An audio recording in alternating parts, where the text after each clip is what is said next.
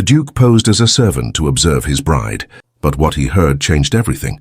Welcome, dear readers, to a journey through time, where the fragrant halls of Regency England house not only balls and appearances, but also wounded hearts seeking redemption. This is a story about truths hidden under disguises, about trust that was broken and patiently rebuilt, about two souls who learned that true love is not born from perfection, but from painful honesty and conscious forgiveness. In this narrative, we will meet Lady Eleanor Ashford, a young woman of noble lineage but ruined fortune, who learned all too soon that the world of titles and promises can be cruel. And we will meet Duke William Hartwell, a widowed man who carries the weight of loss and the fear of opening his heart again. Between them stands a lie that will become the most unlikely foundation for something true. Before we begin, dear reader, where are you joining us from on this journey? What city or country holds you as these ancient words come to life again? Leave your answer in the comments. And if this story touches your heart, as I hope it will, don't forget to subscribe to the channel and leave a like. Every gesture of yours keeps these stories alive, stories that travel through time to teach us about ourselves. Now allow me to draw back the curtains of the past. Year 1817, spring location, Ashford Hall, outskirts of Sussex, England. The envelope arrived on an April morning, when the mist still clung to the gardens of Ashford Hall like an unwanted mourning veil. Eleanor Ashford held the paper between her fingers. Expensive paper, a red wax seal with a crest she did not recognize, and felt the weight of invisible chains closing around her wrists. 22 years old, still young, her aunt said, but Eleanor felt ancient, aged on the inside where no one could see. She had been someone else 2.5 years ago, a young woman who believed in promises whispered at balls, in gazes that seemed sincere, in futures that unfolded like moonlit roads. Viscount Philip Carey had destroyed that Eleanor, with the precision of someone shattering fine china, without remorse because the object no longer had market value. Now sitting by her bedroom window, she read the formal words her father had written. Not a request, a statement. She would be the Duchess of Greystone by the end of May. Duke William Hartwell, a widower for 4 years, 35 years old, in need of an heir. A marriage of convenience. A fair transaction. The ancient lineage of the Ashfords for the solid fortune of the Hartwells. Eleanor folded the letter with slow, deliberate movements. Her fingers did not tremble. It was a small victory, but she claimed it. Outside, the world continued its rhythm. Birds sang, unaware of marriage contracts. Flowers bloomed, indifferent to fortunes lost at gaming tables. Her father had gambled away not only their inheritance, but her freedom. And Eleanor, ever practical beneath her melancholy, understood the cruel math. Catherine, her 17-year-old sister, needed a dowry. The lands needed rescuing. And she was the currency. She closed her eyes. She imagined the Duke from the rumors she had collected like shards of glass, a reserved, severe man, rarely seen in society since his wife died of a fever after childbirth. The child had not survived either. 3 days of life, they said, a tragedy that had turned a man into a shadow. 2 ghosts sealing a pact, Eleanor murmured to the empty room. Her voice sounded strange to her own ears, hoarse as if it belonged to someone who had forgotten how to speak of hope. The rain began to fall outside, spattering the window panes with tears she would not shed. Eleanor was good at not crying. She had learned that lesson well. She stood up, smoothed the skirts of her simple blue muslin dress, and walked to the writing desk. There was a reply to be written. A formal acceptance. Elegant words about honor and duty. Nothing about the heart, because the heart, that treacherous organ, she had locked away long ago in a box of burned memories. She dipped the quill in the inkwell. The ink was as black as the night that awaited her. Your Grace, the Duke of Greystone. The words flowed because they were empty, and empty things always flow with ease. Eleanor wrote of gratitude and commitment, of hoping to be a suitable wife, of understanding her responsibilities. She did not mention love. No one expected her to. When she finished, she sealed the letter and left it on the desk for the butler to send. Then she approached the oval mirror on the wall. The woman staring back at her had amber-colored eyes with subtle circles of weariness beneath them. Dark brown hair was pulled back in a simple bun. A face of delicate lines, but an expression hardened by disillusionment. You will survive this too, she told her reflection. Whether it was a promise or a curse, she wasn't sure. Outside, the rain intensified, washing the April world with its cold waters. And Eleanor, standing in her room that smelled of dried lavender and old pages, prepared to become someone else again. A duchess, a marble statue in cold ballrooms. But that night, when the house slept and only the wind whistled through the corridors, She allowed herself a single weakness.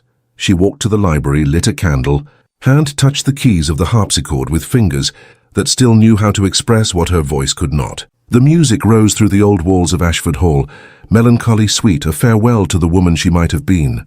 William Hartwell, the 5th Duke of Greystone, was standing in his private study when Lady Eleanor's reply arrived. The room smelled of old leather and ink, of candle wax and oak wood polished by generations. It was his sanctuary, the only place where he could remove the stone mask he wore before the world. He read the letter once, twice. He searched between the lines for something beyond formal courtesy, but Eleanor Ashford had been well trained. Perfect words, as empty as seashells on the beach. He placed the paper on the desk and walked to the window. Greystone Manor stretched out before him, meticulously cared for gardens, the lake reflecting the grey April sky, the wings of the house like open arms to embrace or imprison, depending on one's perspective. 4 years. Margaret had been dead for 4 years, taking with her not only her own life but that of a child who never knew the world beyond 3 precarious days. Rose they had named her, though she was never christened. A rose that withered before it bloomed. William closed his eyes, but the pain remained. Not sharp as it had been, but constant, dull, like a scar that aches when it rains. And now this, the need for an heir. Pressure from the family council.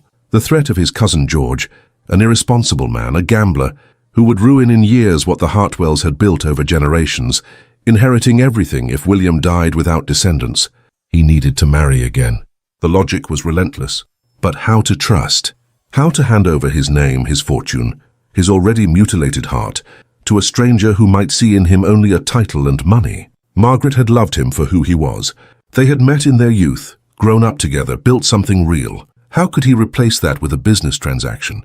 A knock on the door interrupted his somber thoughts. "Enter," William said, composing his mask. Stevens, his trusted valet for 20 years, entered with the discreet posture of one who knows when to remain invisible and when to offer counsel. He was nearly 50, with greying hair and eyes that had seen too much to judge. "Has the letter been sent, Your Grace?"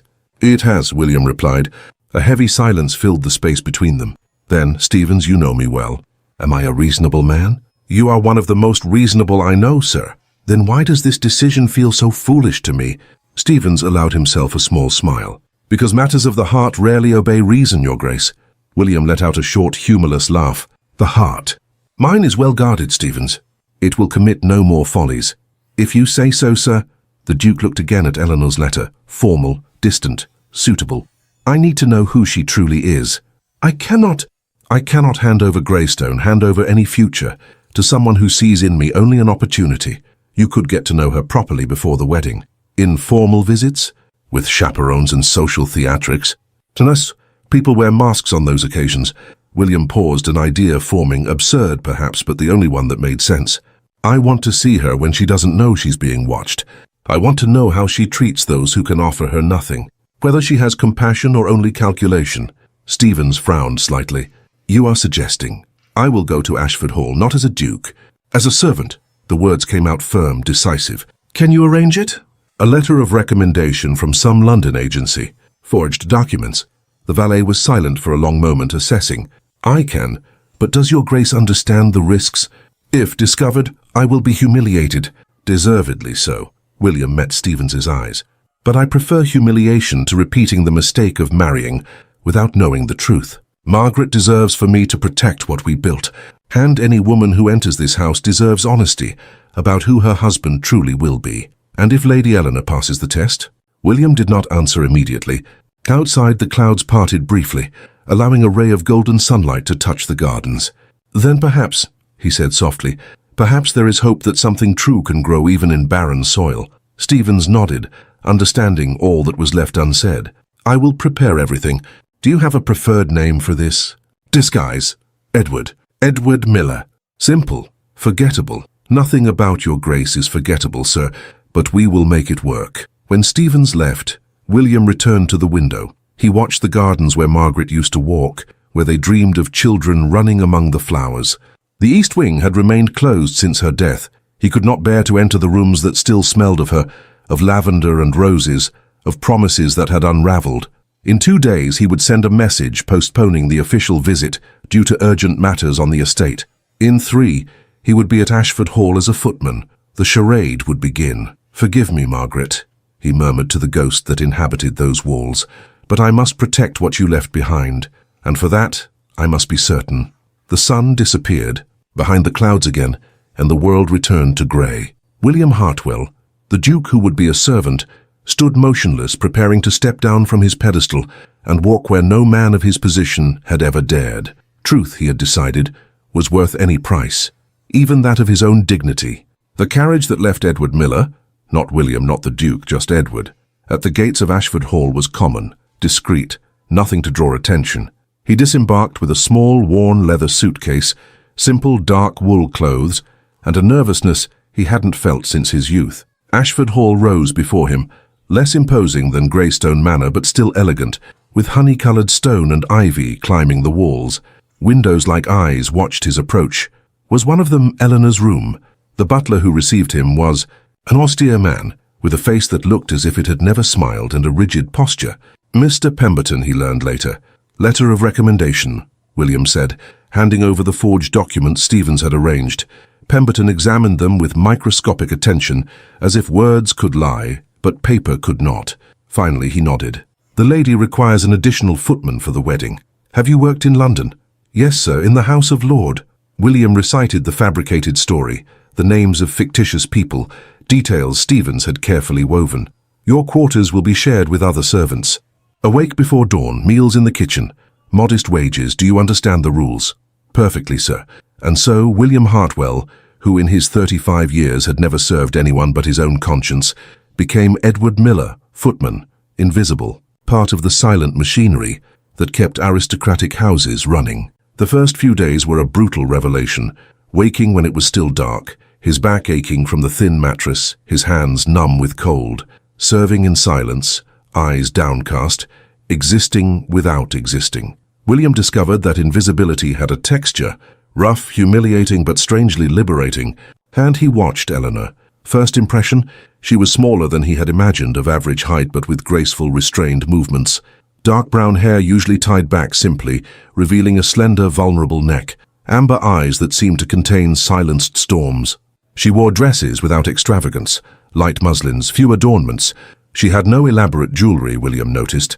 The family truly was in difficulty, but what impressed him most was not her appearance. It was her silence. Eleanor moved through the house like a gentle ghost, speaking little, smiling even less, polite to the servants but distant, as if she maintained invisible walls around her. She spent hours in the library. William, while serving tea or collecting trays, saw the books, philosophy, poetry, treatises on agriculture, not frivolous novels. The woman sought substance, and she played the harpsichord. Oh, how she played! It was on a rainy April afternoon that William, carrying firewood for the hearths, stopped in the hallway upon hearing music. Notes drifted down the stairs like a shower of petals. Melancholy, technical, but also deeply felt.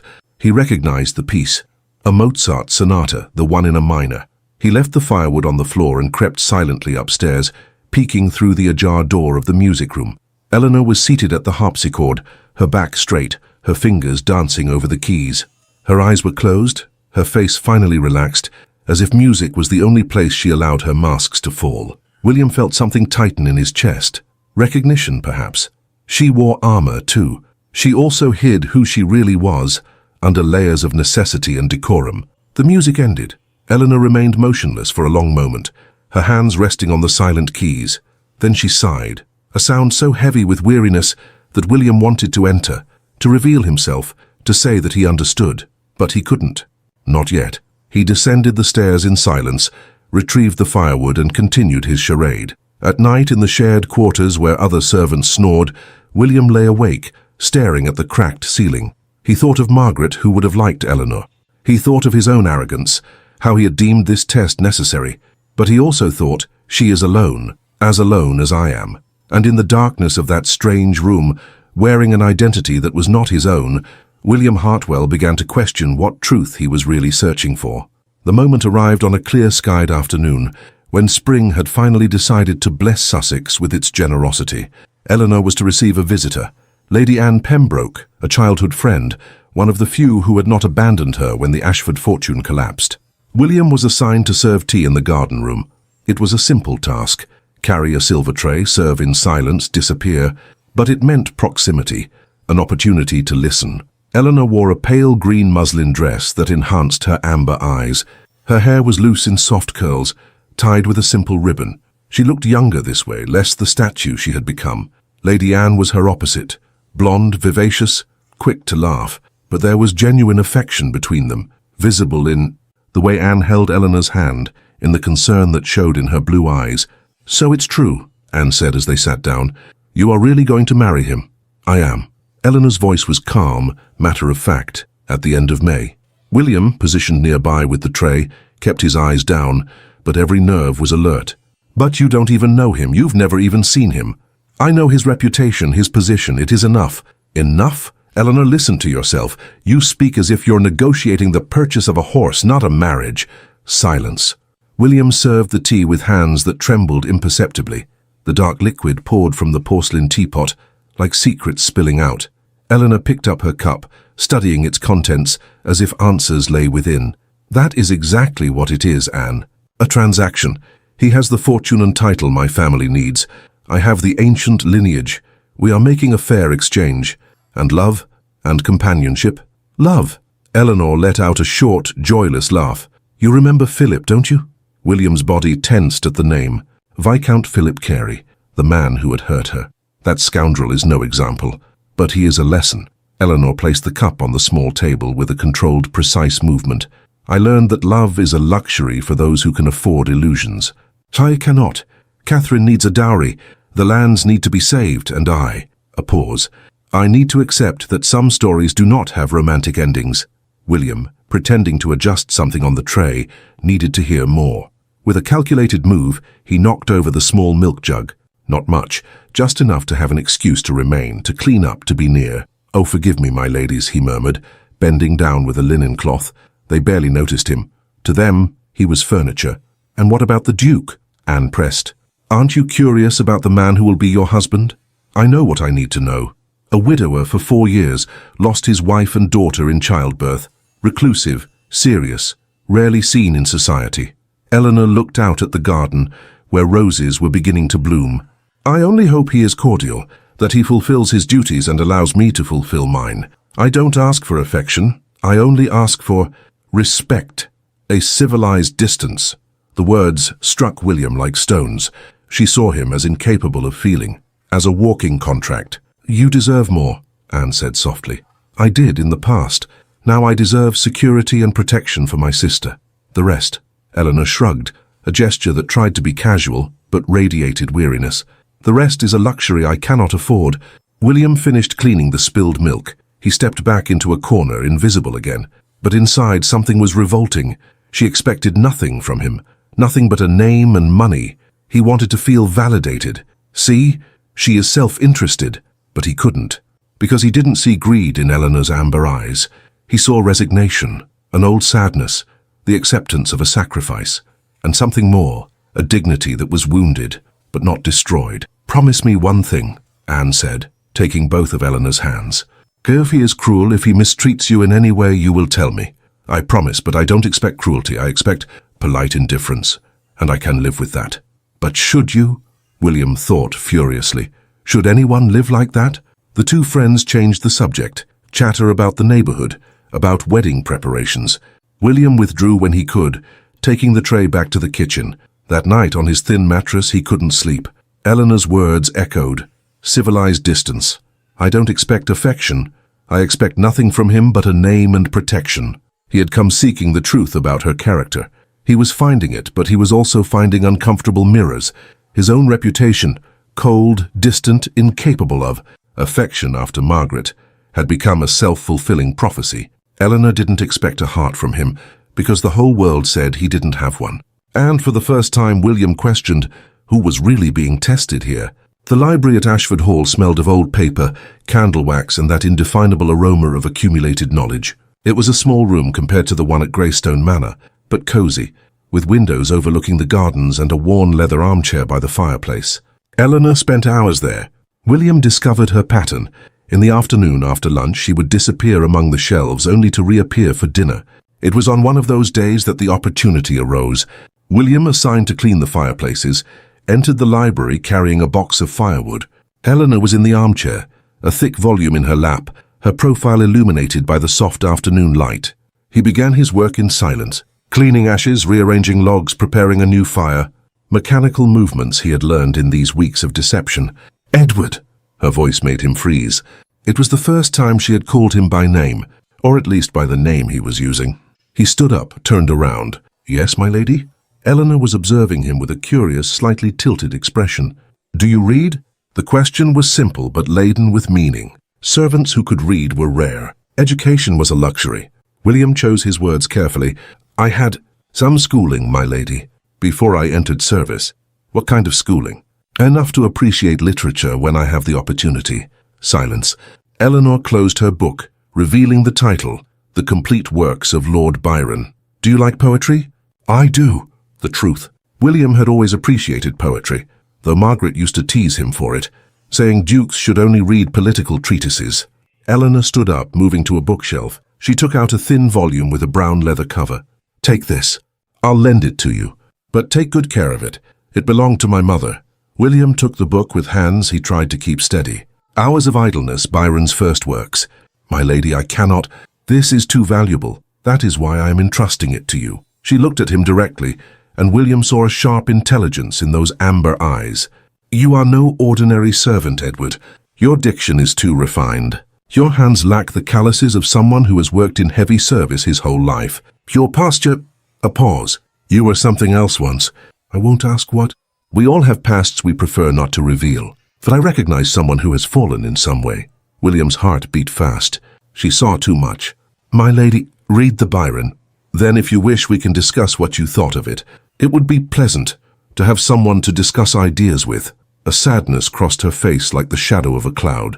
"There is little substantive conversation in this house. I would be honored." And so it began. Fragmented conversations in the library, always when Eleanor was alone and William had an excuse to be there. They talked about poetry, about moral philosophy in the books she read, about events of the Napoleonic War that had finally ended. Eleanor opened up slowly, like a flower hesitant in the light. She expressed opinions on reform of the poor laws, on the education of working children, on injustices she saw but could not remedy. William, as Edward listened, argued gently, revealing knowledge a servant should not possess. She never pressed him about his past. She seemed to understand that they both inhabited spaces between worlds.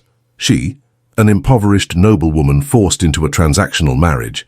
He, the disguised man seeking truths he perhaps shouldn't be looking for. It was in the herb garden, 3 weeks after his arrival, that something changed. Eleanor was gathering lavender and rosemary for arrangements in the drawing room. William was pruning nearby rose bushes, a task he had accepted because it offered proximity. "Edward," she said softly, "do you think people can change, fundamentally? Or do they just learn to hide who they are better?" The question caught him off guard. He considered it carefully. "I think people can learn new truths about themselves. If that is change, then yes." Eleanor held a sprig of lavender, running her fingers over the purple blossoms.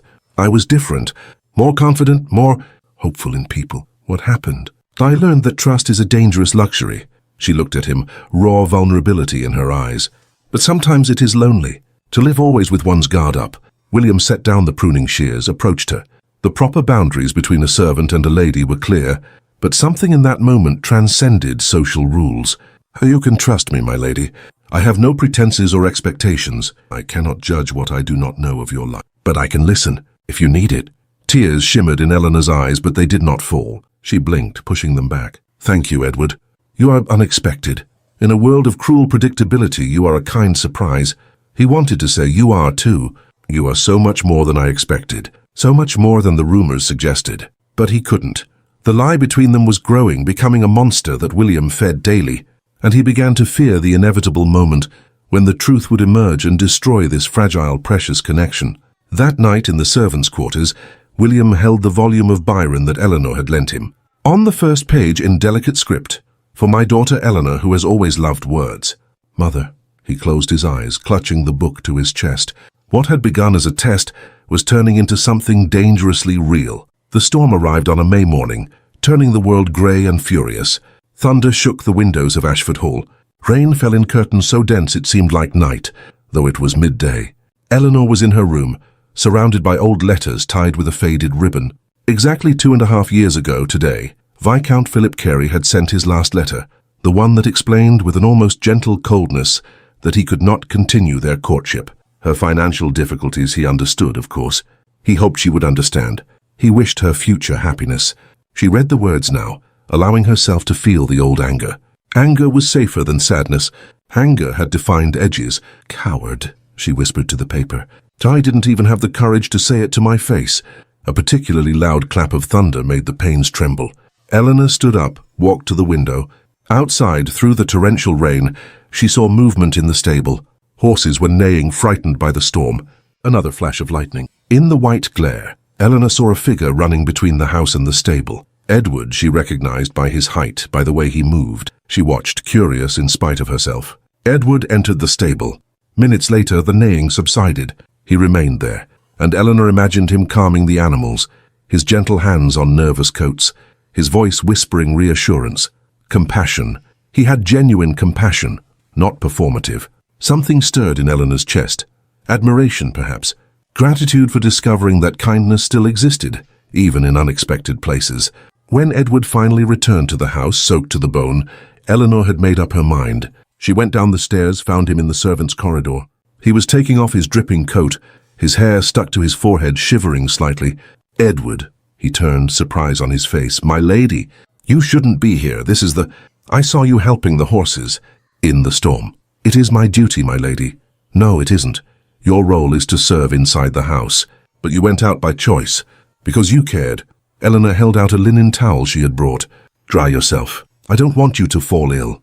Their fingers brushed briefly as she handed him the towel, an electric, improper, unsettling contact. William dried his face, his hair, his eyes never leaving hers. "My lady, you made me think," Eleanor said abruptly, "about kindness, about how I judged the entire world by the actions of one cowardly man." She crossed her arms, protecting herself, but continued. "Philip, Viscount Carey, made promises. When my family's finances collapsed, he disappeared. A formal letter, empty apologies, goodbye. Since then, I assumed all men were like that, calculating, transactional." "Not all," William said softly. The words were a betrayal of his disguise, but he couldn't stop them. "No, not all." Eleanor smiled sadly. "You proved that. A humble servant showing more character than a viscount." "But I am not a servant," William's conscience screamed. "And this lie is worse than Philip's, because you are beginning to trust me and I am betraying that trust with every moment." The storm raged on outside, thunder punctuating the silence between them. "May I tell you something?" William asked, his voice hoarse. "Something true?" "Please." He took a deep breath. "I was married. She died in childbirth. The child, too. The truth. Finally, the truth. Margaret was... she was light. Pure goodness. When I lost her, I also lost faith that the world made sense. I closed myself off. I built walls so high no one could climb them." Tears now glistened in Eleanor's eyes. "So, Edward, we live in different worlds, my lady. But pain. Pain is universal. You lost trust. I lost hope. We both became lesser versions of who we were." Eleanor took a bold, unthinking step forward. She took his hand, a gesture that violated all rules of propriety. "Margaret would be proud of the man you still are, even in your pain." William looked down at the small hand holding his, so pale against his skin. He wanted to confess everything. "I am not Edward, I am William, I am the Duke you are to marry. This whole charade was to test you, but now I feel like the worst kind of imposter." But the words stuck in his throat. "And what about you?" he asked. "You will marry soon. A man you do not know. Are you afraid?" Eleanor released his hand, hugging herself. "Terrified, especially of fulfilling my marital duties. My mother lost twins between myself and Catherine. She bled for days. Almost died. I always thought that could happen to me." Her voice dropped to a whisper. "And now I'm told I must produce heirs." As if it were simple. As if the fear doesn't paralyze me. William's heart shattered. He had never considered this. That she was mortally afraid of the very function he expected from her. "The Duke," he began, choosing his words with desperate care. "Perhaps he is a reasonable man. Perhaps he will understand your fears. Perhaps he sees only duty, the need for an heir." "My function," Eleanor faced him. "Do you see why I stopped expecting kindness from noblemen? They see us as chess pieces, moved for their own convenience." "No," William wanted to shout. "Not all of us. Not me. Not when I've seen who you truly are." But he only said, "I hope he surprises you, my lady. That he is better than you expect." I hope so too, she smiled faintly. But low expectations are rarely disappointed. Thunder rumbled again, more distant now.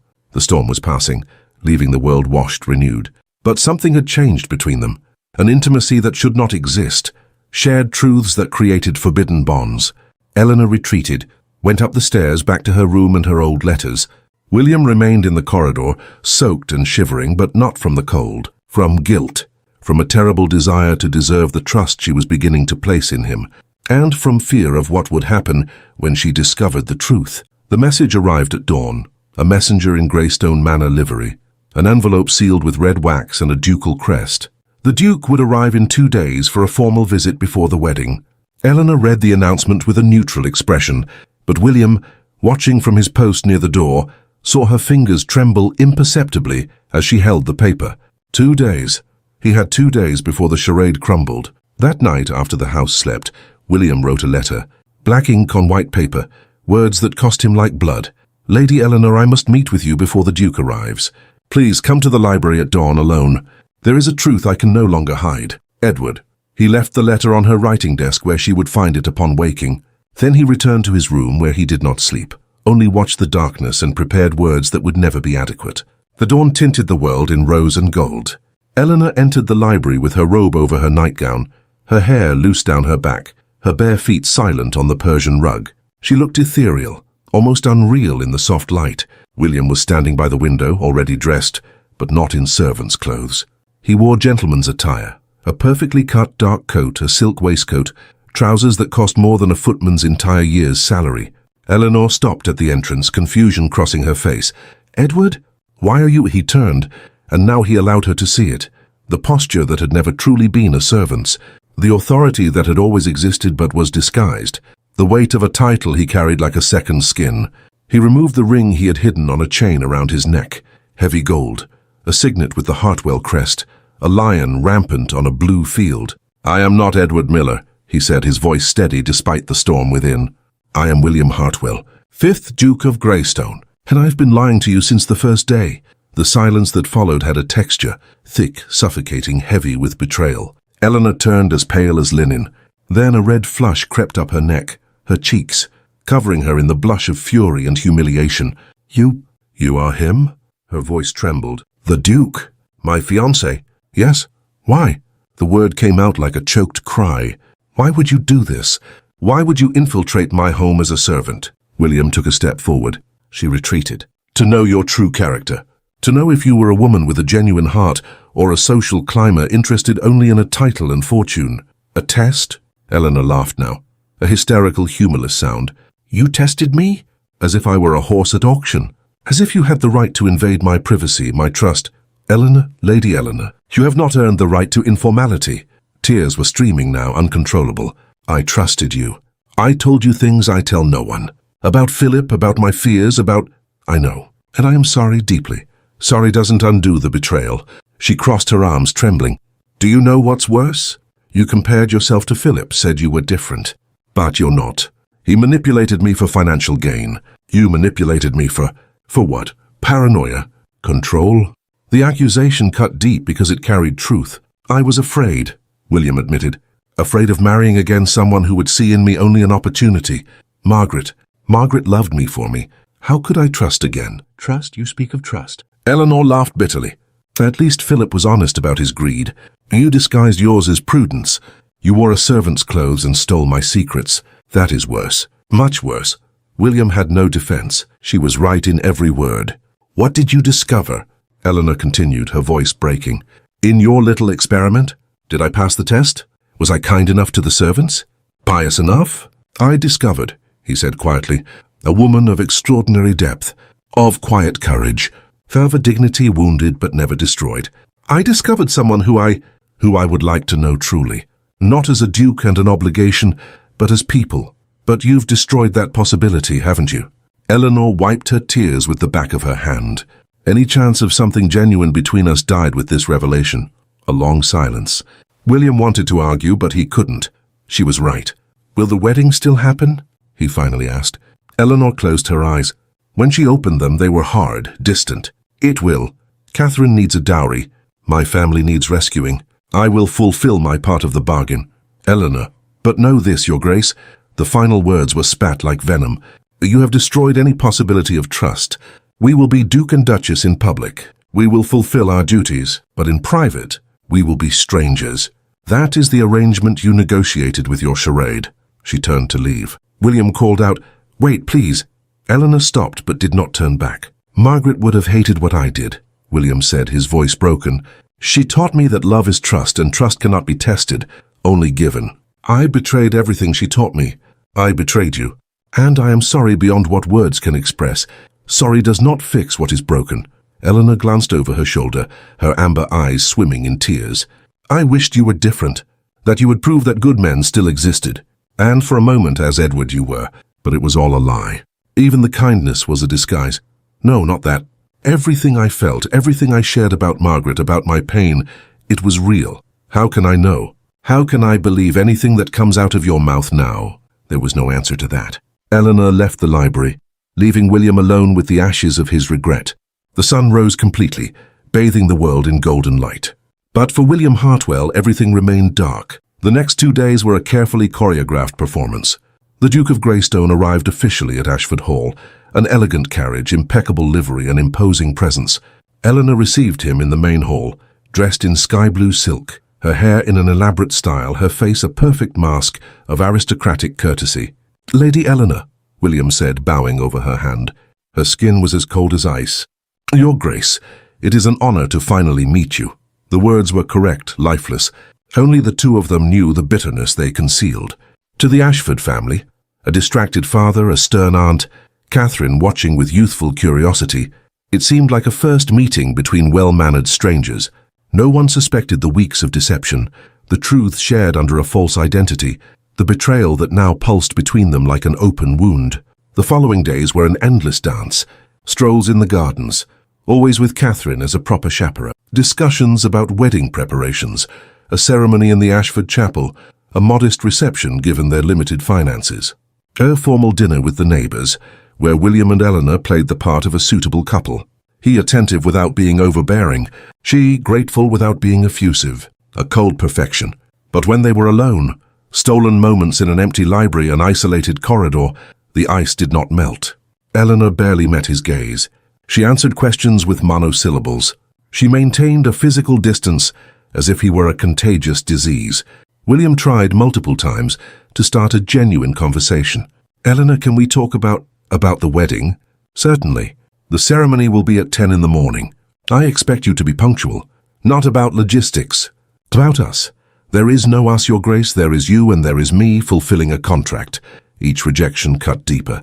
William began to understand. He had expected easy forgiveness. He had expected her to see his vulnerability, his original intentions, and absolve his betrayal. But Eleanor was not a character in a novel. She was a real woman, hurt by a second man who had manipulated her emotions. Forgiveness, if it came, would be hard-won, and perhaps it would never come. The night before the wedding, William lay awake in a guest room at Ashford Hall. Tomorrow he would marry a woman who justifiably despised him. He would build a life with someone who saw in him only a traitor. "It's what you deserve," his conscience whispered. But a part of him, the part that had truly known Eleanor, that had seen her strength and her vulnerability, wept for the lost opportunity. It could have been different if he had trusted from the beginning, if he had been honest. But he had chosen fear over courage, tests over faith, and now he would pay the price. 4 days before the wedding, when the house slept and only the moon bore witness, William found Eleanor in the library. She was standing by the window, wearing a simple robe, her hair loose. She looked ethereal, distant, almost a ghost. "You shouldn't be here," she said without turning. "I know, but I need to give you something. Before it's too late." She turned, her expression guarded. "What?" William held out his hand. In his palm was a silver key wrought with delicate details. "This is the key to the private study at Greystone Manor, and to the East Wing." Eleanor frowned. "Why would you give me this?" "The East Wing has been closed since Margaret's death. I couldn't bring myself to enter the rooms that still smelled of her. But I want you to have access." He took a deep breath. "No locked doors between us. No more secrets. This key represents a promise. Absolute honesty from now on." Eleanor took the key slowly, studying it in the silvery moonlight. "Honesty? Now? I know I don't deserve your trust, but I will spend the rest of my life trying to earn it." A long silence. Eleanor closed her fingers around the key. "Why did you remain a widower for so long?" she asked abruptly. The question caught him off guard, but he answered honestly. "At first, because the pain was an open wound. It was still bleeding. Later, because I found no one who made me desire more than solitude. Solitude was safe, predictable. And now I fear I have destroyed the only chance I had, knowing you first as Edward, then as I truly am. It showed me that isolation is not safety. It is a prison." His voice broke. "And now the cell is locked from the inside." Eleanor looked at the key in her hand. "I still feel the wound of your betrayal. You hurt me, William, deeply." The first time she had used his name. A small step, but a significant one. "I recognize that holding a grudge is a heavy burden," she continued, "and I am tired. Tired of living with my guard always up, always expecting the next betrayal." Her amber eyes met his. "But I need time. To forgive. To trust again. Can you give me that? Time? Patience? All the time you need. And infinite patience. And honesty. Absolute even when it hurts. I promise solemnly." Eleanor nodded slowly. "Then perhaps we can build something. Not on the original lie, but on the truth that comes after." Her voice softened minimally. "Cracked foundations can be repaired, if they are filled with strong mortar." "The mortar of honesty," William said. "And time. And actions that match your words." They stood in silence, two strangers who knew too much about each other, trying to find a bridge over the abyss created by deceit. "Margaret would have liked you," William said softly. "I don't know if that's a comfort or a sorrow. Both, perhaps. But it is true. She had the strength that you have. A kindness that did not bend." Eleanor put the key in her robe pocket. "I will keep this as a reminder of the promise you made, and I will be held to it daily. I expect you to be." She turned to leave. At the door she stopped. "William? Yes? Thank you. For the key, for the attempt." "It is not an attempt. It is a commitment." Eleanor smiled, a small, sad but real smile. Then she disappeared into the dark corridor. William remained in the library, feeling for the first time since the revelation something other than despair, hope, as fragile as a candle flame in a storm, but alive. The 26th of May, 1817, dawned glorious. A clear blue sky, golden sun, a breeze carrying the scent of roses and lilacs, as if nature itself had conspired to create the perfect scene. The chapel at Ashford Hall was small but beautiful, old stone covered in ivy, stained glass windows casting rainbows of light upon the altar. Polished oak pews held the few guests, family, close neighbors, loyal friends. Eleanor waited in an adjacent antechamber, dressed in ivory silk with Brussels lace that had belonged to her grandmother. The dress was simple but elegant, without excess. Like her, Catherine was adjusting her veil, tears in her eyes. "You look beautiful." "I'm nervous," Eleanor admitted. "That's normal. Every bride is." But Eleanor was not nervous like a traditional bride. Her fear was not of the marriage itself, but of the unknown that came after. Forced intimacy, marital duties, a life shared with a man she still didn't fully understand. "Will he be good to you?" Catherine asked quietly. "The Duke?" Eleanor thought. "I don't know. But I believe he will try. Is that enough?" "It will have to be." The music began, a harpsichord playing a Baroque prelude. The moment had arrived. Eleanor walked down the chapel aisle on her father's arm, who looked both ashamed and relieved. Each step took her toward an uncertain future, toward a life she had not chosen but had accepted. William waited at the altar, tall and imposing in dark formal attire. When he saw her, something passed across his face. Admiration, regret, hope, all mixed together. Their eyes met. Eleanor saw in his what words had not said. "I'm sorry." "Thank you. I promise." She gave an imperceptible nod. "I am here. I am trying. Prove it to me." The priest began the ceremony. Ancient words about holy union, about love and honor till death do them part. Ironic, considering the circumstances. When it came time for the vows, William spoke with an intensity that surprised everyone present. "I, William, take you, Eleanor, to be my wife, to have and to hold, for richer, for poorer, in sickness and in health, to love and to cherish, all the days of my life." Love. The word hung in the air, bold, vulnerable. Eleanor responded in a firm voice. "I, Eleanor, take you, William, to be my husband, to have and to hold, for richer, for poorer, in sickness and in health, to cherish and to honor, all the days of my life." She did not say love. She couldn't yet. But she said honor, and for now it was enough. Rings were exchanged, gold against pale skin, symbols of commitment, of promises they would have to keep. "You may kiss the bride." William leaned in, and Eleanor allowed the kiss, brief, respectful, without passion, but also without coldness. A beginning. They left the chapel as the Duke and Duchess of Greystone, the sun bathing them in golden light. Guests threw rose petals. Catherine wept openly. Lady Anne smiled, hopeful. The reception was modest but cheerful. A simple cake, suitable wine, traditional dances. William and Eleanor danced the opening waltz, their bodies properly close, their gazes cautious. "You look beautiful," he said. "You are punctual." A small tease. "The first since the revelation." William smiled genuinely. "I promised I would be. The first of many promises you'll have to keep. I am aware." The music continued and they spun, two people trying to find a common rhythm. When the party ended and they climbed into the carriage for Greystone Manor, Eleanor felt the weight of the change. She was no longer a miss. She was a duchess. She was no longer an inhabitant of Ashford Hall. She was the lady of an estate she had never seen.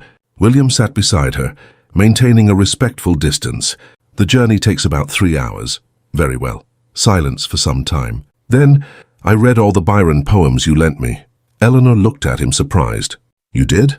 "As Edward," I began. "As William," I finished. "There was a line that touched me. She walks in beauty like the night. Of cloudless climes and starry skies," Eleanor completed, almost smiling. "So you found romanticism useful after all." "I discovered it contains truths that philosophy ignores." They looked at each other, and something passed between them. Recognition, perhaps. Both wounded. Both trying. "I still carry the hurt," Eleanor said honestly. "But I also recognize that we were both hurt before. Perhaps we can heal together." William took her hand, a silent question. Eleanor allowed it, their fingers intertwining. "Together," he agreed. The carriage continued down the road, carrying a Duke and Duchess toward a future that was uncertain, but not hopeless. For the first time, Eleanor allowed herself to think, perhaps, just perhaps. Greystone Manor was magnificent. 3 stories of limestone, extensive gardens, a serene lake reflecting the sky. Much larger than Ashford Hall, almost intimidating in its grandeur. Eleanor stepped down from the carriage and looked at what was now her home. She felt small, out of place. William, sensing this, offered his arm. "I will show you everything, gradually, there is no rush." The first few days were an adjustment. Eleanor explored the mansion, met the servants who treated her with cautious respect, and familiarized herself with the routines. The East Wing remained closed, except for Margaret's room, which William had kept untouched as a memorial. Eleanor saw through the ajar door. Delicate furniture, lace curtains, the ghostly scent of lavender. "You can go in if you wish," William said. "Not yet. That space is yours." "I will respect that." But in the following weeks something changed. William began to keep his promises. He shared the management of the estates, inviting Eleanor to meetings with the stewards, asking for her opinions on improvements in the villages, on the education of the tenants' children, not as a courtesy, but because he genuinely valued her perspective. Eleanor, cautious at first, began to open up. She suggested changes, discussed philosophies of land management, and revealed an intelligence that society did not typically allow women to display. "You should have been educated to manage estates," William said after one particularly productive meeting. "You have a natural talent for it." "Women are educated for nothing but decorating drawing rooms and producing heirs," Eleanor replied, an old bitterness in her voice. "Then we will change that, here at least." And they did. Slowly, the Greystone estate became a genuine partnership. In the evenings they dined together, not in formal silence but with conversations that gradually deepened. Literature, philosophy, political events. William discovered Eleanor's intellectual depth. She discovered he was not the cold man the rumors painted. Their marital duties were approached with extreme care. William, remembering her fears, never pressed. When it finally happened, it was with gentleness, patience, and constant communication. "I'm nervous," Eleanor admitted on their first truly intimate night. "We can stop at any time. You are in control." His tenderness surprised her. She had expected a cold, mechanical duty. The reality was human warmth, genuine consideration. Afterward, lying side by side in the darkness, Eleanor said, "Thank you for being that kind.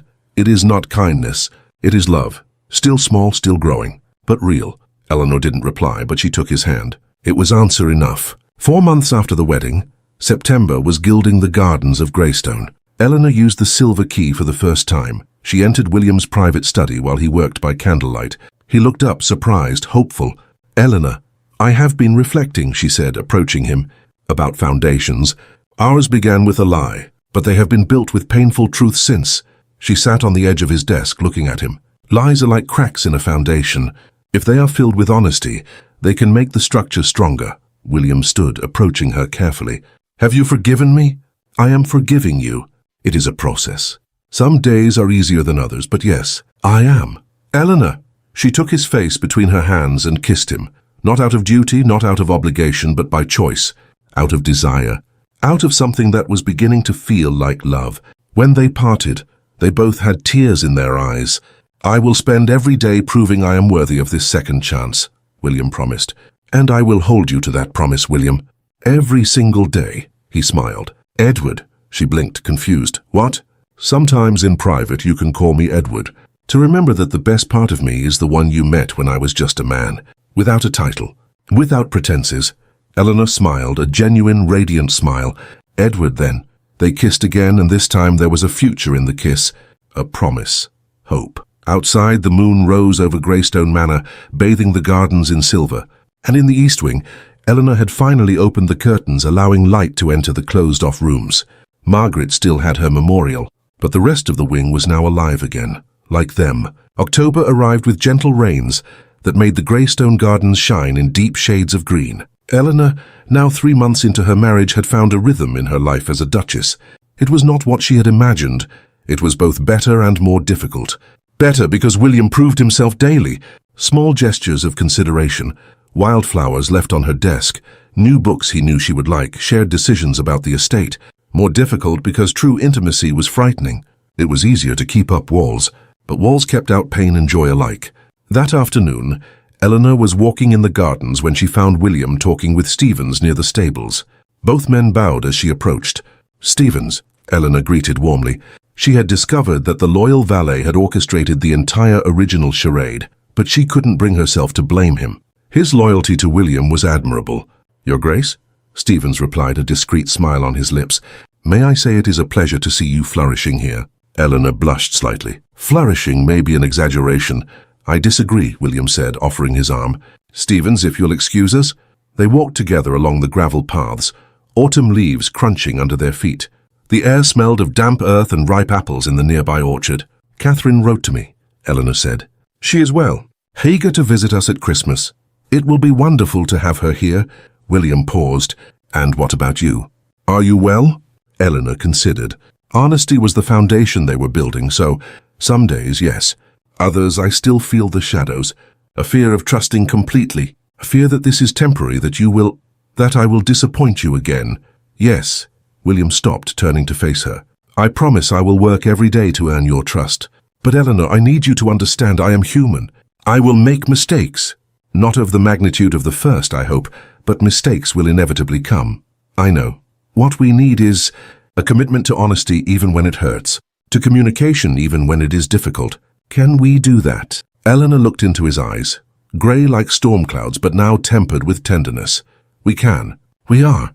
He pulled her into a hug and she let herself melt into his warmth. Safety. She had found unexpected safety in this man who had started as a deception. Anne is coming for tea tomorrow, Eleanor said against his chest. Your friend, the one you were talking to in the garden when I was... Edward, yes. Eleanor pulled back slightly, looking at him. Should I tell her the truth about how we met? William considered it. It is your decision.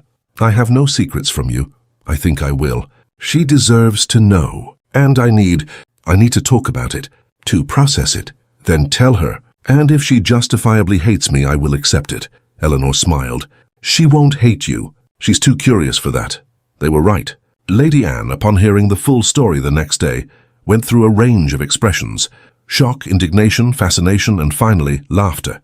My heavens, she said, holding her teacup with both hands. This is worthy of a novel. It is worthy of a scandal, Eleanor corrected. That too. But, Eleanor, Anne grew serious, is he being good to you? Truly? He is. Better than I expected. Better than I thought possible. Then perhaps the deception, though terrible, served a greater purpose. You met each other without pretenses, without social performances. Eleanor considered this. I never thought of it that way. But perhaps you're right. That evening at dinner, Eleanor mentioned Anne's perspective. She believes the deception, while wrong, allowed for something authentic. William set his fork down. What do you believe? I believe it was wrong. But I also believe we found truth in the midst of the lie. And that is worth something. It is worth everything, William said intensely.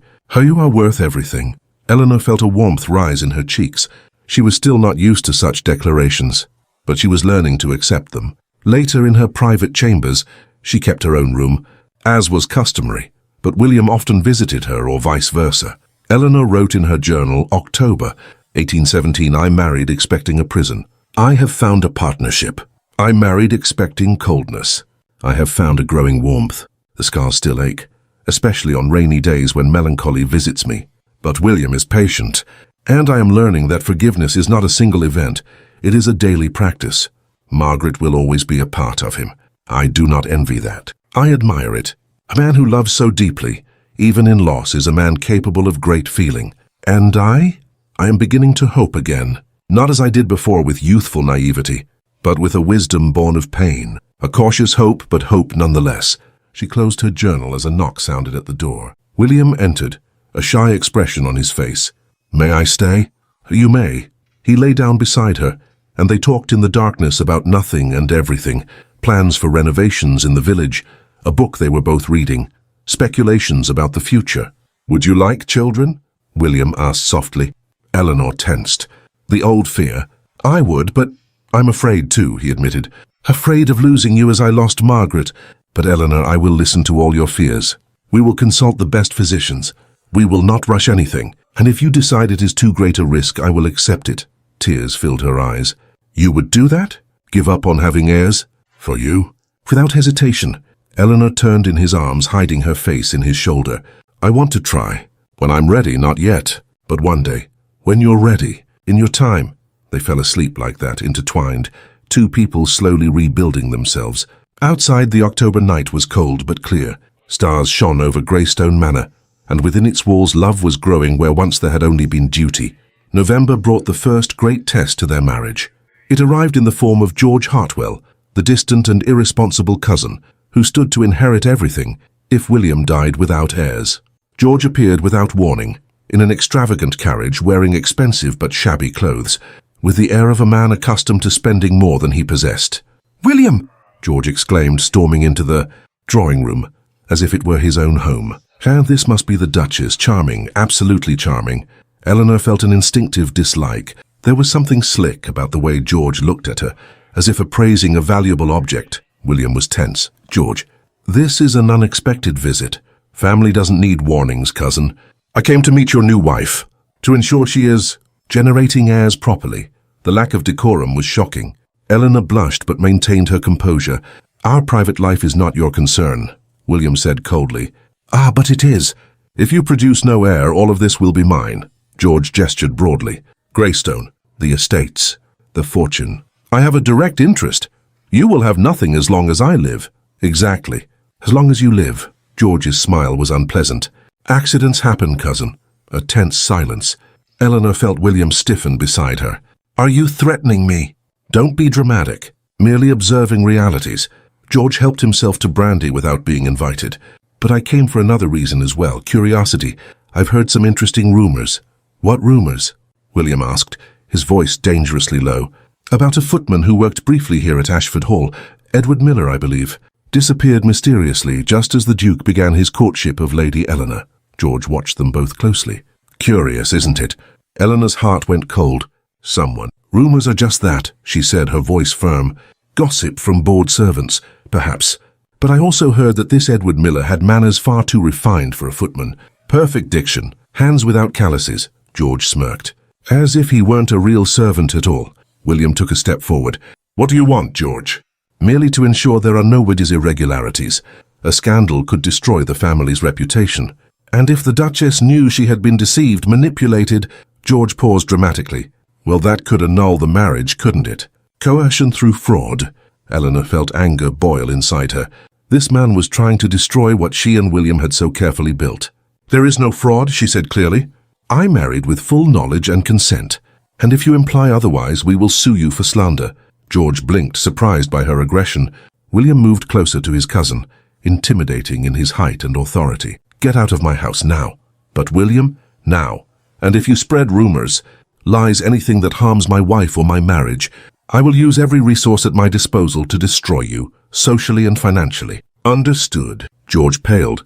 He muttered something about hospitality, grabbed his hat and left in a hurry.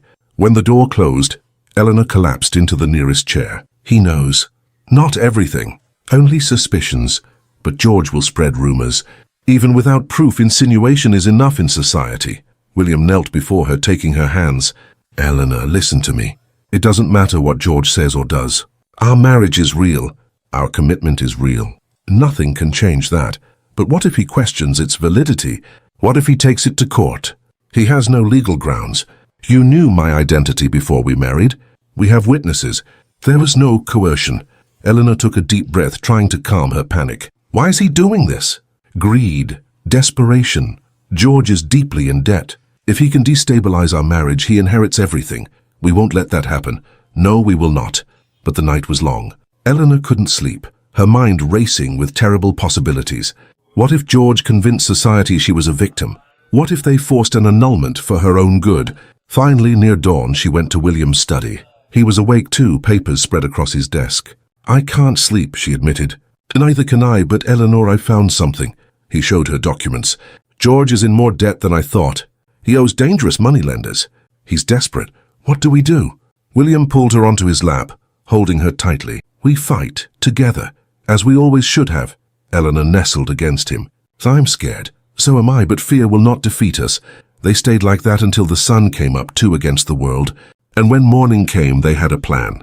They would confront the rumors directly. They would be honest with their close circle of trusted friends. And they would protect what they had built. Because what they had, difficult, honest, imperfect, was too precious to lose. The resolution with George came faster than they expected. Stevens, ever loyal, discovered the full extent of the cousins' debts.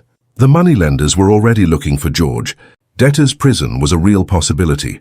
William offered a deal. He would pay the debts if George signed a document, renouncing any future claim to the Hartwell estate, and swore to remain silent about the rumors. The alternative was debtor's prison. George, cornered, accepted. He left Greystone shamed, furious, but silenced. It's over, William said that night. Eleanor, however, still felt the tremors of the near loss. It could have destroyed everything, but it didn't. Why? Because what we've built is strong. Cracked at the foundation, yes, but the repairs are solid. Eleanor hugged him. I don't want to live in fear anymore. Then we won't. December arrived with snow, their first Christmas together at Greystone. Catherine came for a visit, radiant, chattering incessantly about everything. Eleanor, you seem so different, Catherine exclaimed. More alive. I am different, Eleanor agreed. And it was true. On Christmas night, after an elaborate dinner and the exchange of gifts, William took Eleanor to his private study. I have something for you. It was a portrait, small, delicately painted. Margaret, young and smiling, with a baby in her arms. It's Margaret and Rose, William explained, painted from memory. I want you to know them, not as threats, but as a part of who I am. Eleanor held the portrait carefully. She was beautiful. She was. And you? You are too. Different, but equally beautiful. Equally strong. I'm not replacing her? No, you're not replacing anyone. You are. You are a new story. The first page of a second book. Eleanor smiled, tears in her eyes. A good simile. For a man who claims not to understand romanticism, I learned from a wise woman. She placed the portrait on the bookshelf where it would be visible. She belongs here. Part of the story. Our story. Years passed. The spring of 1825. Eleanor, now 30, was in the gardens of Greystone with 3 children running around her. Rose Margaret, 7 years old, with her mother's dark hair and her father's grey eyes. Edward William, 5, all energy and curiosity. Anne Catherine, 2, still wobbly but determined. William approached, his hair beginning to grey at the temples, but his eyes as intense as ever. A beautiful family, he said, hugging Eleanor from behind. Our family, she corrected, leaning back into him. Do you know what day it is today? I do. 8 years since the Duke of Greystone disguised himself as a footman. The worst decision I ever made. Eleanor turned in his arms. And the best. How so? Because it showed me who you were without a mask. And when the mask fell, I saw the flaws too. The fears. The humanity. She touched his face gently. I didn't fall in love with the perfect Duke. I fell in love with the imperfect man who was trying to be better. William kissed her deeply, not caring that the children were shouting, "Ew!" around them. Edward, Eleanor called when they parted. Come here. Rose Margaret stopped, confused. Mother, you called Father Edward. Sometimes I do. It's our private joke. Grown-ups have strange jokes, Edward William declared with the wisdom of a 5-year-old. William laughed, scooping his son into his arms. One day we'll explain. When you're old enough. For what? Asked Rose Margaret, ever curious. To understand that true love isn't born from perfection. It's born from honesty, from forgiveness, from choosing each other every single day, even when it's hard. Eleanor watched her family, the husband who began as a lie and became her truth, the children who had overcome her fears of childbirth, the home they had built brick by brick. It hadn't been easy. Some days still hurt. The scars of the initial betrayal still surfaced in moments of stress. But they had tools now: communication, honesty, commitment. Happy? William asked quietly. Immensely, Eleanor replied. Not in spite of our difficult story. Because of it. Because we survived the worst and built the best. The sun was setting over Greystone Manor, tinting everything gold. Children ran laughing. Servants prepared dinner. Life went on in its ordinary, extraordinary rhythm. And at the center of it all, 2 scarred hearts that had learned to beat in sync. Do you know what Margaret would tell me? William said thoughtfully. What? That I'm honoring her memory by living fully, by loving again. She would never have wanted me to be trapped in the past. She was wise, like you. Eleanor smiled. We were wise together. We learned. They walked into the house hand in hand, their family following behind in organized chaos. Dinner awaited them. Bedtime stories would be read, the comforting routines of daily life. But that night, after the children were asleep, William and Eleanor stood in the library, the place where Edward and Lady Eleanor had first talked about poetry. Thank you, William said. For what? For forgiving, for trying, for building this with me. Thank you for deserving forgiveness, for being the man you promised you would be. They kissed in the soft candlelight, 2 people who had learned that cracked foundations, when repaired with honesty and love, become the strongest of all. Outside, the spring air was fragrant. Roses were blooming, new roses, but also memories of the rose who never bloomed, past and present intertwined, pain and joy coexisting, truth built upon a lie, and love, difficult, honest, precious, enduring, flourishing against all odds. It was an imperfect story, but it was theirs. And it was enough. More than enough. It was everything.